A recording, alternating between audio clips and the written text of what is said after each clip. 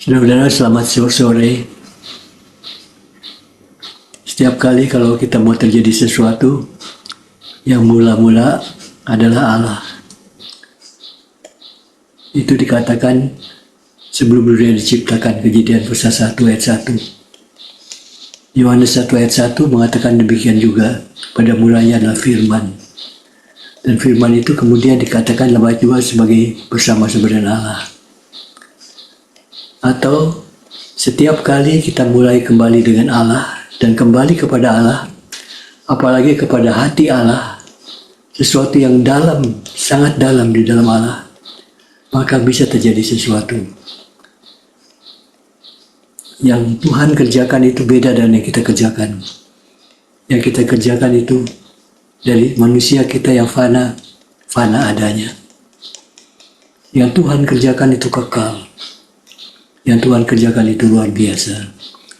Jadi diberi judul pertemuan ini ada Return to the Heart of God, atau gerakan-gerakan monastik dan Celtic, gerakan ke biara. Biara itu, kalau kita mengerti biara itu, biasanya orang bilang biara itu kalau kita sudah tidak mau lagi hidup bagi dunia, kita mau hidup menyendiri, bertapa dan sebagainya, atau menyendiri dengan Tuhan. Tapi di sini gerakan monastik dan Celtic kita melihat dari biara sebagai hidup terpisah bagi Tuhan. Hidup terpisah bagi Tuhan. Jadi pisah dari segala yang lain bagi Tuhan. Terpisah dari dosa, tetapi bukan terpisah dari manusia. Ini beda jauh sekali.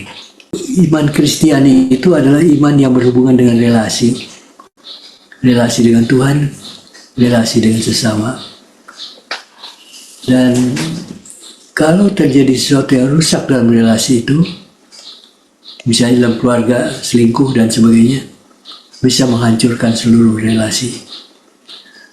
Karena itu tidak lagi punya hati Tuhan, tidak lagi punya hati kepada Tuhan, itu dikatakan aku mencela engkau dalam Wahyu pasal 2 ayat 4, karena engkau telah meninggalkan kasih yang sempurna semula. Atau relasi kasih yang semula itu kasih yang sungguh-sungguh murni, belum dipolusi dan sebagainya, adalah kasih yang seharusnya kita berikan kepada Tuhan. Dikatakan di dalam ayat itu, ayat selanjutnya dikatakan, sebab itu ingatlah betapa dalamnya engkau telah jatuh. Bertobatlah, lakukanlah segala yang semula kau lakukan. Kita berdoa, berkumpul bersama-sama karena melihat suatu panggilan. Panggilan 12 Mutiara Nusantara. Yang menurut Pak Jokowi pada era pemerintahan yang lalu berada dalam 62 daerah yang tertinggal dan sebagainya. Dan itu mengakibatkan segera terjadinya gerakan, mendoakan, bekerja. Saudara 12 Mutiara Nusantara ini supaya mengalami kebangunan. Dan kita memulai 2026 ini dengan berdoa melihat kebangunan yang terjadi. Dan sampai hari ini kita berada dalam gerakan yang kedua dan ketiga, gerakan monastik dan Celtic. Kebangunan rohani yang memanggil kita pulang. Seperti Bapak dari anak yang hilang itu menantikan kita pulang. Dan kita, karena di dalam kembalinya kita pulang itu, kita akan mengalami kebangunan yang luar biasa. Sesuatu yang bukan dari kita, tetapi dari Bapa. Nah, yang kita akan bicarakan tahun ini adalah 12 kebangunan yang dipilih sebagai penanda zaman. Atau terjadi perubahan di dalam suatu zaman.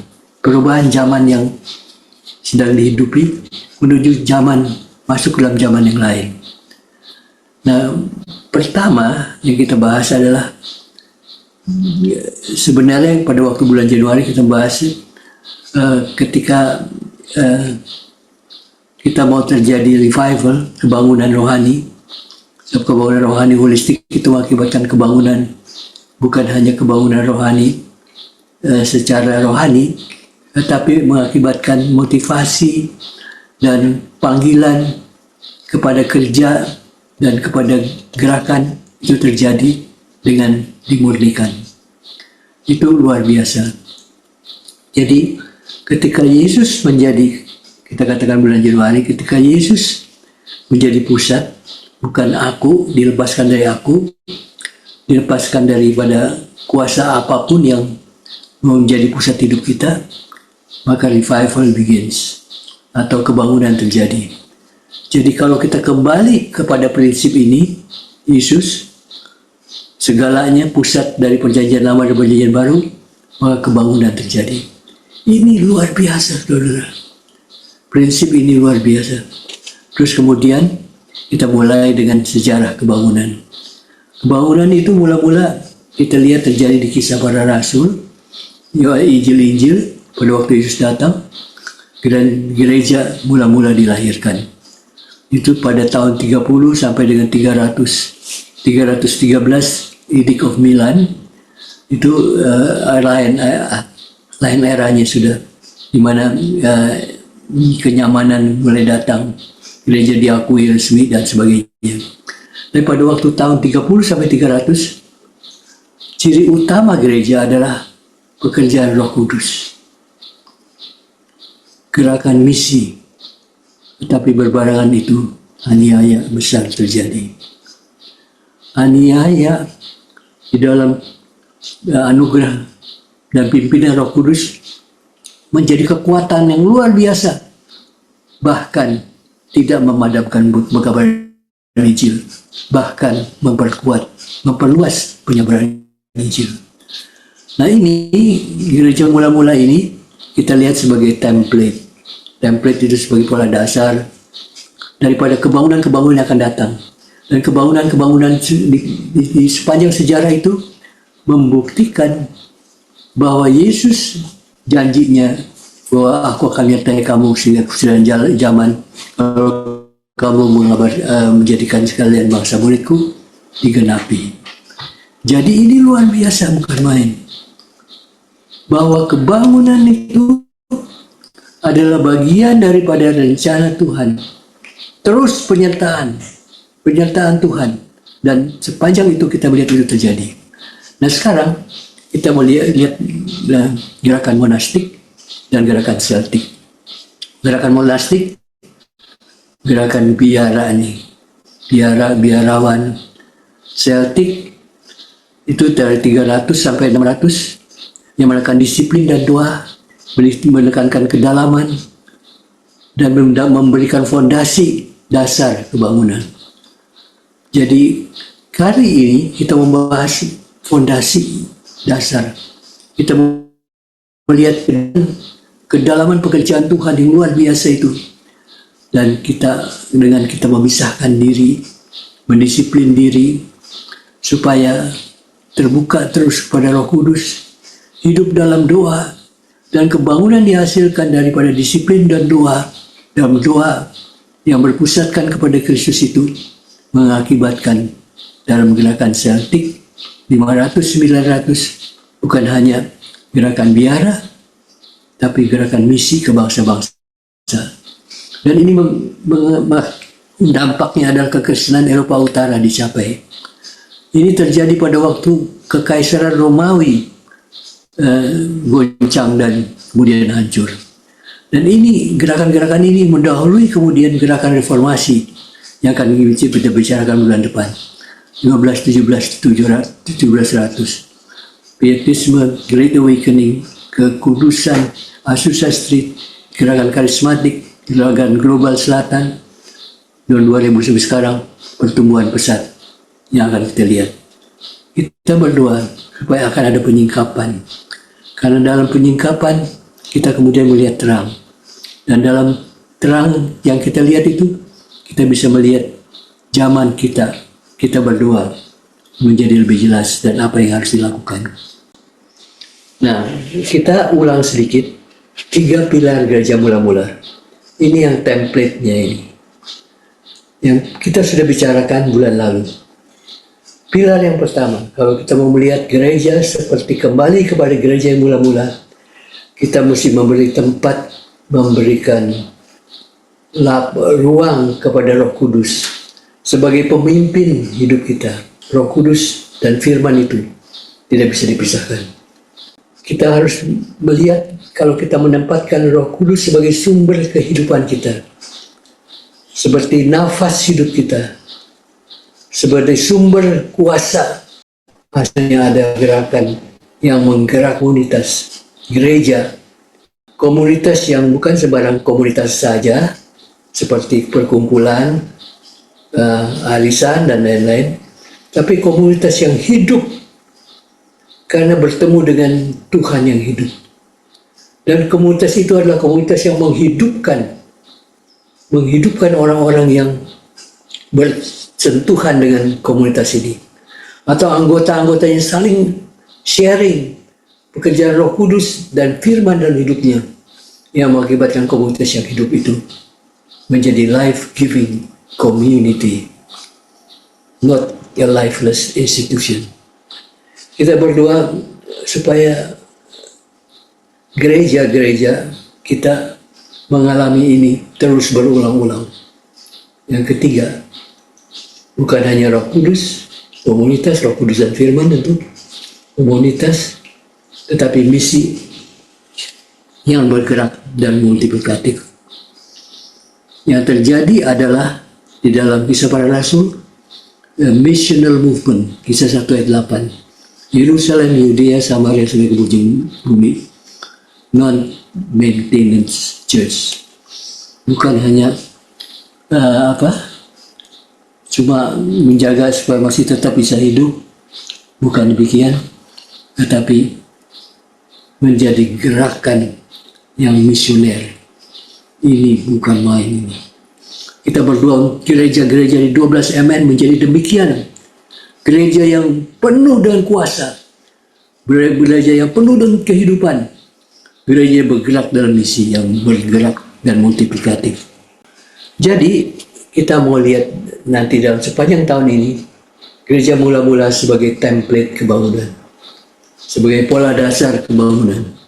Gereja mula-mula bukan sekedar fase sejarah. Jadi kita bukan belajar sejarah untuk sejarah, tapi kita mau melihat DNA ilahi yang terus dilahirkan secara segar melalui setiap konteks kebangunan baru.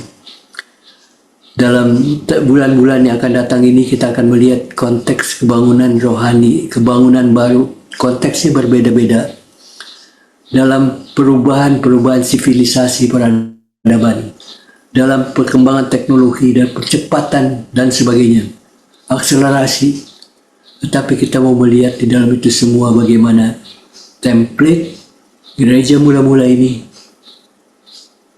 bukan sebagai sekadar sejarah saja, tetapi menjadi kita bertemu dengan DNA ilahi yang dilahirkan dalam setiap konteks dalam sejarah yang baru ini.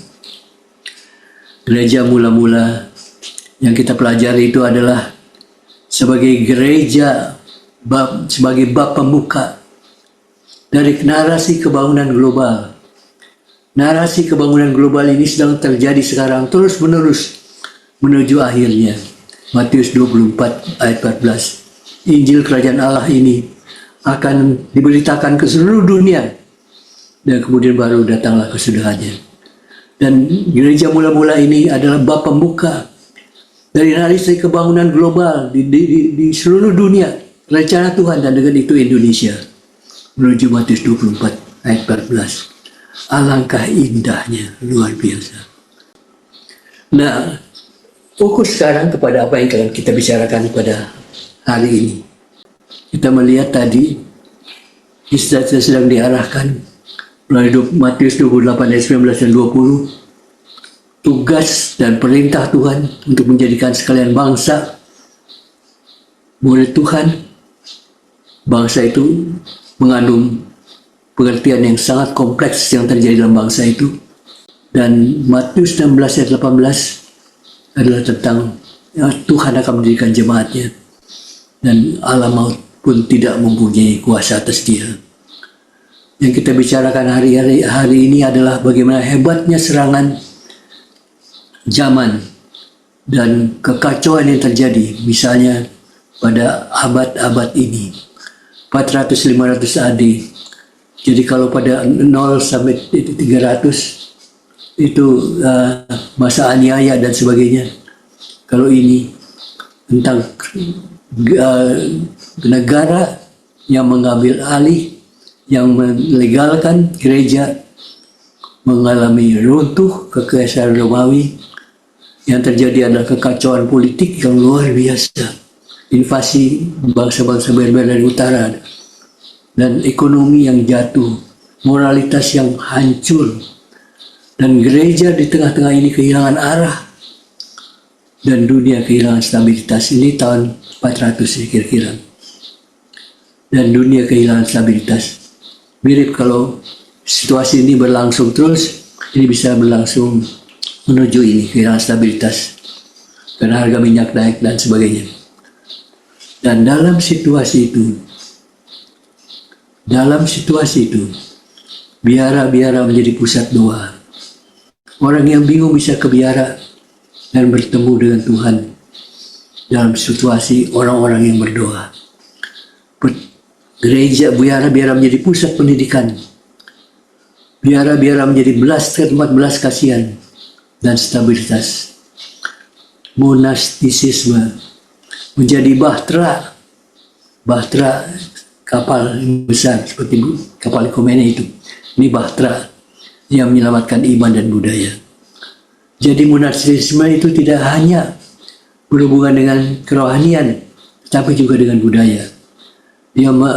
Nanti kita lihat gambarnya. Bagaimana biarawan ini menyelamatkan budaya, menyalin buku-buku, tulisan-tulisan. Ingat, belum ada printing press pada waktu itu. Ini ditulis, dan itu ditulis di biara-biara, dimultiplikasikan. Dan kemudian ini berkembang menjadi monastisisme yang misioner. Pertama, kembali kepada basis yang dalam, bukan superficial, bukan, tapi basisnya mendalam sekali, dalam ke dalam hidup monastisisme misioner. Saint Patrick pergi ke Irlandia, Columba pergi ke Skotlandia, Aidan ke Northumbria, Columbanus ke Eropa daratan. Biara-biara menjadi pusat pengutusan, pusat pembentukan pemimpin, pusat kebangunan rohani lintas bangsa. Dan ini yang luar biasa, dari tempat sunyi Tuhan menyalakan api yang mengubah Eropa. Kalau kita mau melihat api berkobar-kobar, api kebangunan rohani, kebangunan ekonomi, kebangunan dari segala macam perkara yang benar, yang adil, yang suci dan benar dan sebagainya. Kita mesti minta dan memberikan waktu-waktu di tempat kita, di tempat di mana kita bisa diam, mendengarkan sumber kuasa itu, mempersiapkan sumber kuasa itu bekerja, berbicara dan memimpin. Nah, ini yang disebut kebangunan era monastik dan Celtic. Pusat persantuhan bagi kebangunan baru menuju Indonesia 2045. Indonesia Emas 100 tahun, kita menuju, biarlah cita-cita orang-orang percaya. Kalau kita Yesus belum datang kembali, maka kita melihat pada tahun 2045 salib ditinggikan menjadi terang yang luar biasa, dan gereja, rumah-rumah susun dan semua kemegahan modernisasi itu di bawah kuasa, di bawah otoritas di bawah pimpinan dari salib Yesus Kristus. Itu akan mengakibatkan hancurnya keserakahan, hancurnya korupsi dan sebagainya, pembangunan yang besar. Sepertinya cerita dongeng, terutama dalam keadaan-keadaan yang berat. Tetapi apa yang seperti lagu yang kita nyanyikan, apa yang mustahil bagi manusia itu tidak mustahil bagi Tuhan. Itu sudah terjadi dalam sejarah. Ketika gereja kehilangan api, Tuhan manggil orang-orang ke padang gurun untuk mencari Dia, seperti Yohanes Pembaptis ke padang gurun, mempersiapkan Yesus datang. Kita pergi ke padang gurun, dalam arti ke tempat yang sunyi, dan mencari Tuhan, dan Tuhan Yesus akan datang untuk kedua kalinya. Ketika gereja kehilangan api, apinya sudah padam, gereja itu sudah dingin, yang tinggal adalah institusi. Iman kehilangan ketajaman. Setelah 313 AD, gereja menjadi nyaman. Tidak ada tantangan. Gereja malah diistimewakan. Tetapi akibatnya kita lihat itu kering. Gambaran kering rohani. Gambar orang-orang yang jalan kering di tempat yang kering. Dan Tuhan memanggil kita, umatnya.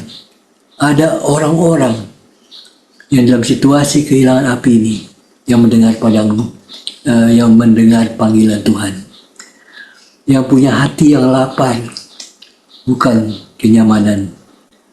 Saudara-saudara, sebelum John Sung hadir, ada orang-orang, ibu-ibu dan anak-anak Tuhan yang berdoa, minta itu datang, minta Tuhan melahirkan hamba-hamba Tuhan yang akan dipakai Tuhan yang luar biasa.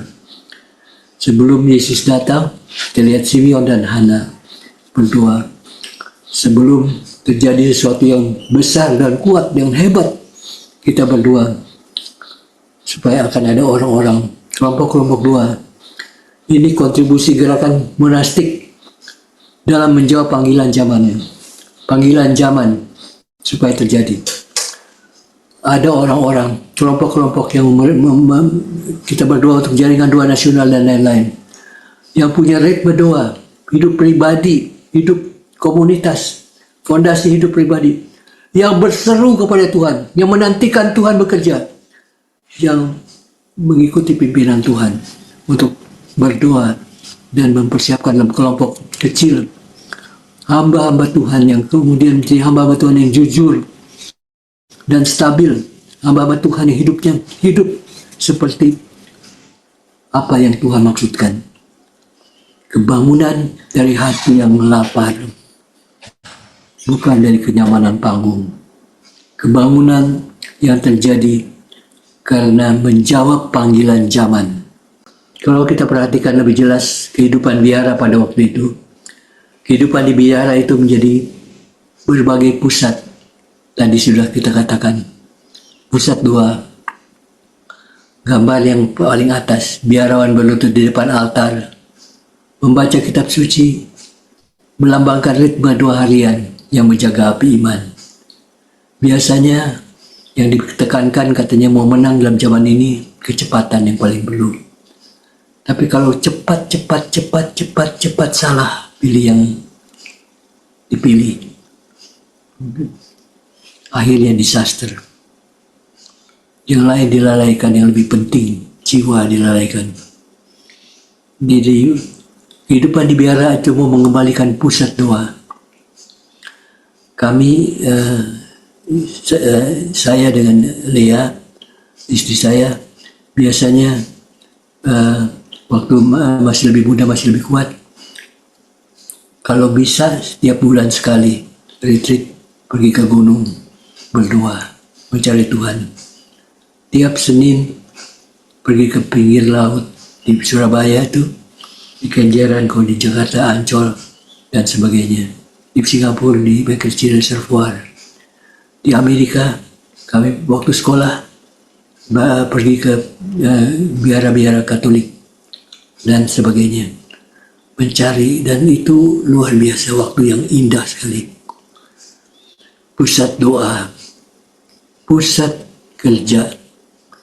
Biara itu bukan hanya rohani, Jadi dia bekerja manual, memerah susu, bertani, dan buat keju dan lain-lain untuk kehidupan, dan menulis manuskrip yang kalau tidak akan hilang. Dia merupakan linking daripada gerakannya yang lalu dan yang kemudian. Pusat kerja biarawan yang bekerja manual dan bertani. Pusat pendidikan itu gambar. Jadi kalau gambar kiri itu akar kedalaman. Gereja kalau mau, jadi kemarin ini kemarin di daerah kami di sini di Gading Serpong di Jakarta, pohon-pohon pada tumbang karena kurang dalam berakar. Ini penting banget, akar yang dalam. Gereja yang tidak akan tumbang adalah gereja yang berakar dalam di dalam firman dan Roh Kudus. Kemudian cabang-cabang itu terjadi, dan dahan, dan itu yang dikatakan dengan biara-biara. Pusat pendidikan, biarawan mengajar anak-anak. Di gambar yang ketiga itu mengajar anak-anak di ruang penuh gulungan kitab, simbol pewarisan budaya dan ilmu. Ini menjadi kemudian gerakan yang pendidikan di Eropa kemudian pada masa reformasi. Pusat layanan masyarakat, orang yang miskin karena kegoncangan sosial dan lain-lain. Dan di tengah badai keruntuhan Kekaisaran Romawi abad 45, biara menjadi bahtera yang menyelamatkan iman, budaya, dan peradaban. Biara at its best, dalam keadaan yang terbaiknya, adalah berkat yang amat besar.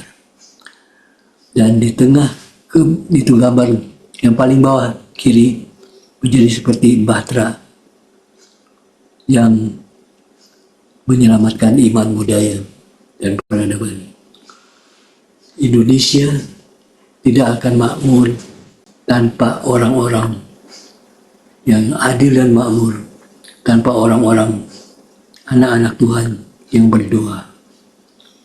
Karena di dalam setiap kemakmuran terdapat bahaya-bahaya besar. Ada gula, ada semut, ada banyak dosa yang bisa jadi godaan umat Tuhan.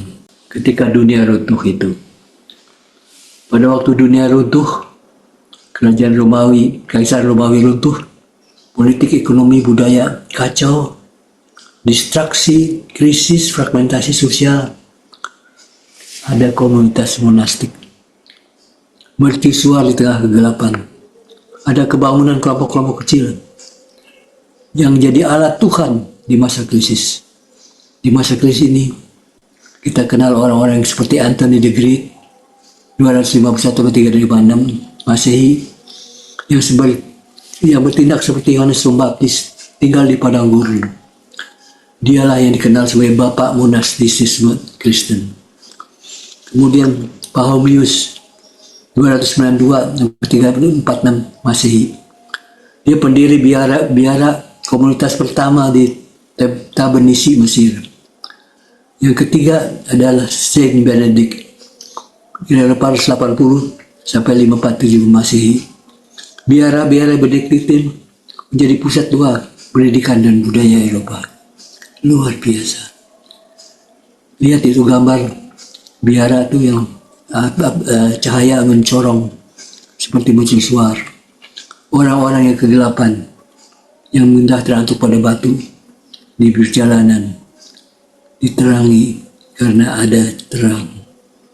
Dan kita berdoa supaya ada pusat-pusat sentra-sentra seperti ini di setiap mutiara Nusantara yang menjadi terang, bukan hanya bagi umat, tapi bagi orang-orang yang belum kenal Tuhan, menjadi alat Tuhan bagi transformasi bangsa.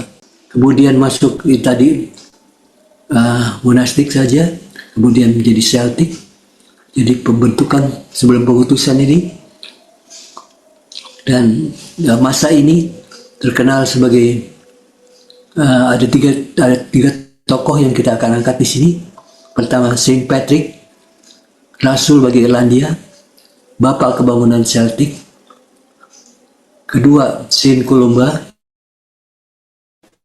1597, misionaris dari Yunani, pembawa kebangunan ke Skotlandia. Skotlandia bangun, Celtic bangun, Irlandia dicapai. Saint Aidan 590-621, Rasul bagi Northumbria, misionaris yang hidup melalui kasih. Sederhana saja, mengasihi orang dan segera melihat. Karena mengasihi keluar dari diri, perhatian, segera lihat kebutuhan orang lain. Dan dengan cara praktis saja mengasihi, menghidupkan melalui kasih dan menjadi saksi yang luar biasa. Ini kebangunan Celtic. Kebangunan bukan hanya di dalam doa, tapi kebangunan dalam misi. Gerakan monastik dan Celtic. Akar ke dalam, cabang kepengurusan. Akar ke dalam, kedalaman, keheningan dan doa. Pembentukan karakter yang berdisiplin, karakter yang menjaga diri daripada nurani, daripada segala dosa, karakter yang peka akan Tuhan, biara di padang gurun, komunitas misi, pengutusan bangsa, dan biara di tepi laut. Itu aneh. Kalau di gerakan monastik di padang gurun, di pedalaman, kalau gerakan Celtic itu biara-biara seringkali di pinggir laut.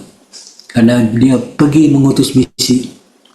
Jadi mengakibatkan gerakan monastik dan gerakan Celtic yang bersatu itu akan menjadi pohon kebangunan. Sebab akar yaitu kebangunan kedalaman holistik menggambarkan pembentukan karakter, keheningan dan doa yang menjaga iman. Dan cabang pengutusan Celtic melambangkan komunitas misi dan pengutusan bangsa yang membawa Injil bersatu menjadi pohon kebangunan yang menyatukan keduanya. Akar dan cabang, dahan dan sebagainya. Jadi satu gerakan rohani yang hidup dan berbuah bagi generasi. Menjaga iman, membawa Injil. Dua-duanya bersatu. Luar biasa. Orang sekarang dipengaruhi oleh media sosial. Seakan-akan itu segala-galanya. Handphone dan lain-lain. Tidak bisa lepas kita dari handphone dan sebagainya. WhatsApp dan lain-lain. Hidup nggak punya ritme lagi untuk menjadi hidup. Hidup dikuasai oleh yang lain. Yang sedang viral dan sebagainya. Prinsip gerakan monastik modern adalah ritme kehidupan. Pagi, siang, malam, ada waktu-waktu doa. Banyak orang tidak punya lagi waktu doa, waktu kitab suci, karena terhapus, dibawa, dilanda oleh berita-berita atau viral sesuatu yang lain. Yang orang-orang dunia seringkali inginkan. Tapi ini ritme kehidupan being, kemudian doing, komunitas terjadi karena doing dan kemudian mission. Nah, kalau dilihat ritme kehidupannya, kita lihat bagian tengahnya itu ada, bisa dilihat dari inti gerakan, menjadi biara tanpa tembok, hidup dengan ritme surgawi di tengah dunia yang sibuk. Di tengah dunia yang sibuk, orang tegang, tertekan. Orang yang hidup dalam inti gerakan ini adalah hidupnya dalam ritme surgawi. Jadi tenang, bisa berpikir dengan jernih, dan memutuskan dengan lebih tepat. Simbol. Di tengah itu kita lihat lingkaran emas dengan ikon hati dan salib di tengah, melambangkan kehadiran Tuhan sebagai pusat ritme hidup. Dan orang yang kedalaman ini terjadi, menjadi orang yang bisa menjadi berkat besar. Bagian bawah Itu adalah akar spiritualitas. Itu yang kita selalu ngomong. Doa, firman, ritme, kesederhanaan. Simbol akar pohon yang menembus bumi, menggambarkan fondasi rohani yang menopang seluruh gerakan. Tadi saya cerita bahwa di daerah saya banyak pohon tumbang semalam, kemarin sore, angin puting beliung menyerang. Pohon kehidupan banyak orang akan tumbang. Pohon-pohon kalau tanpa kehidupan yang mendalam, doa, firman, ritme, kesederhanaan. Bagian atasnya buah gerakan. Pemuridan integral, karakter yang mengalir menjadi misi. Bukan dibuat program misi dulu, tapi karakternya dulu yang mengakibatkan bisa mengalir menjadi misi. Cabang dengan buah emas, melambangkan dampak sosial dan spiritual. Nah, sekarang kita melihat contoh gerakan masa kini yang menghidupi pola monastik. Kita tidak banyak tahu tentang ini, karena sering kurang diberitakan di mass media. Tapi ini terjadi, respon-respon ini masa kini sudah terjadi yang menghidupi pola monastik. Karena tidak tahan akan kekosongan zaman, akan ceteknya dangkalnya hidup rohani dan sebagainya. Semuanya terlihat cuma seperti topeng di luar. Nah, ini kebalikannya adalah ritme kehidupan, rule of life, prinsip hidup dan ritme doa, kerja, istirahat, refleksi, bukan sekedar jadwal tapi pola pembentukan jiwa.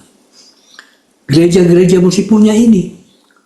Contoh modern, The Order of Mission, TOM, komunitas global. Ini komunitas global, bukan nasional atau hanya lokal, yang hidup dengan rule of life. Rule of life yang sederhana, membangun kehidupan doa, kesetiaan kepada panggilan, misi yang bergerak dan multiplikatif. Community of Saint Anselm, London. Kaum muda ini yang hidup setahun dalam ritme doa dan pelayanan sosial. Kalau ini banyak nih, gerakan 24/7 prayer. Sudah di jaringan doa nasional juga. Menghidupi ritme doa harian di tengah kehidupan biasa, bukan di biara fisik, kesunyian dan kehadiran. Prinsip keheningan bukan pelarian. Bukan karena tidak mau menghadapi masalah, tetapi justru mau menghadapi masalah. Jadi kita perlu hening. Tetapi ruang untuk mendengar Tuhan dan hadir bagi sesama. Mereka punya teman, punya orang yang punya telinga mendengar. Contoh modern, Centering Prayer Movement, Thomas Keating, latihan doa keheningan di tengah dunia modern. Ini menarik ini, retreat digital.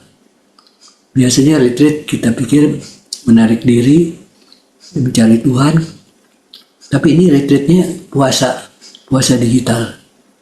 Dan sabat mini sabat itu hari istirahat, hari mencari Tuhan, sahabat mini. Ini berhubungan dengan komunitas urban. Kita berdoa untuk gerakan-gerakan seperti ini yang meletakkan waktu tanpa layar, tanpa screen, handphone, dan sebagainya, untuk berdoa dan merenung. Ada lagi gerakan slow church, menolak kecepatan budaya modern, memilih kedalaman relasi dan kehidupan, kehadiran, hadir di dalam dunia sekarang ini. Itu means a lot. Kita seringkali terlalu cepat, terlalu bergerak, sehingga tidak membumi dan tidak punya sense of belonging kepada konteks bumi, budaya kita, dan keluarga kita, dan sebagainya. Komunitas pembentukan. Kita perlu membangun komunitas ini. Harap ini 12 MN bisa menjadi pemicu daripada di daerah-daerah MN punya prinsip hidup bersama dalam kasih, dalam kelompok-kelompok KTB UKM dan lain-lain, tapi KTB Tani, hidup bersama dalam kasih, disiplin dan transparan, bukan sekedar organisasi tapi keluarga rohani. Contoh modern, New Monasticism, Jonathan Wilson, Heart Grove, Shade, Claiborne, komunitas di kota yang hidup bersama, berbagi sumber daya, dan melayani kaum miskin.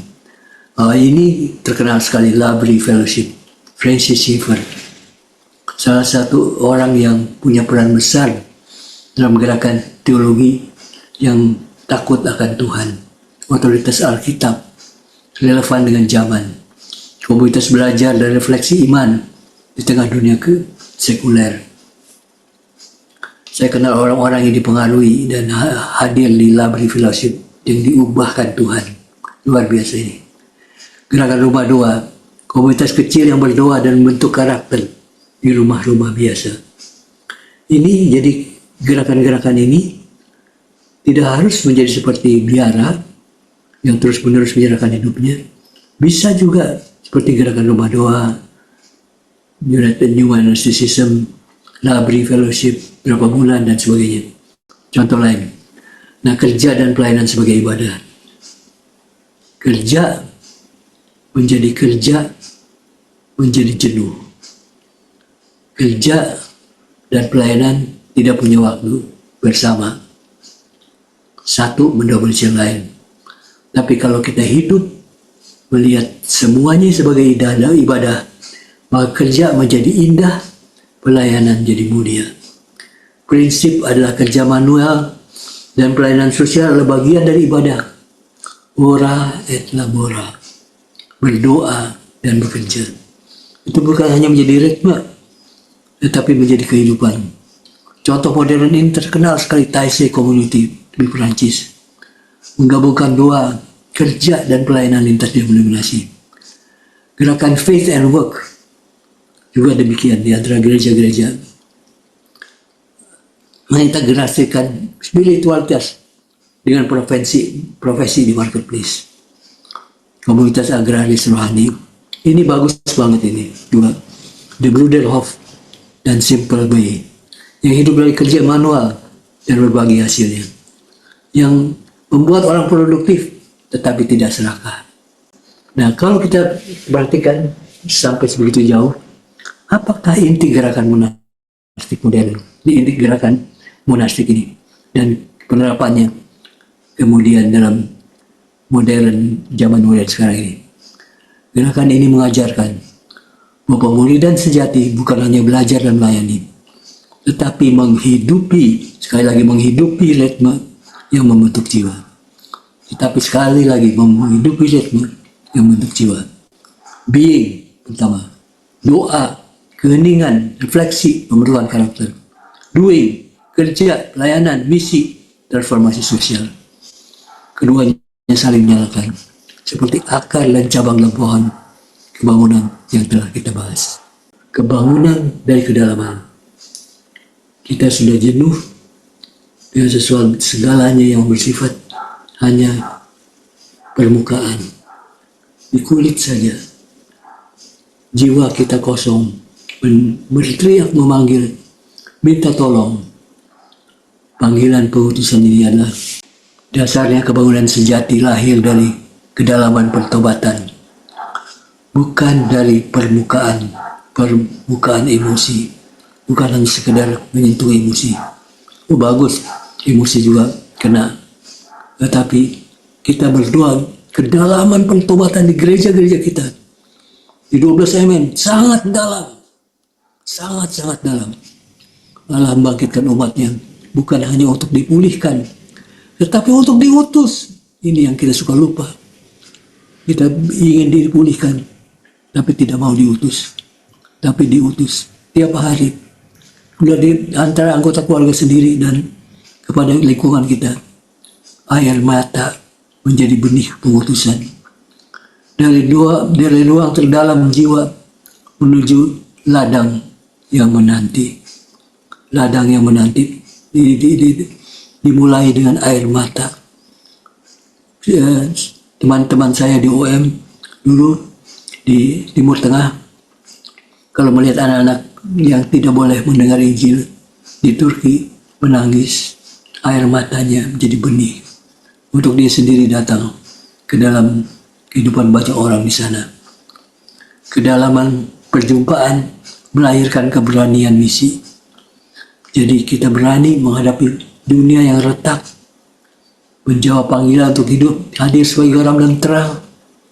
Walaupun mungkin kalau kita hidup dalam kebenaran, banyak orang yang tidak benar akan memusuhi kita. Tapi karena kedalaman perjumpaan kita dengan Tuhan, maka keberanian misi terbentuk.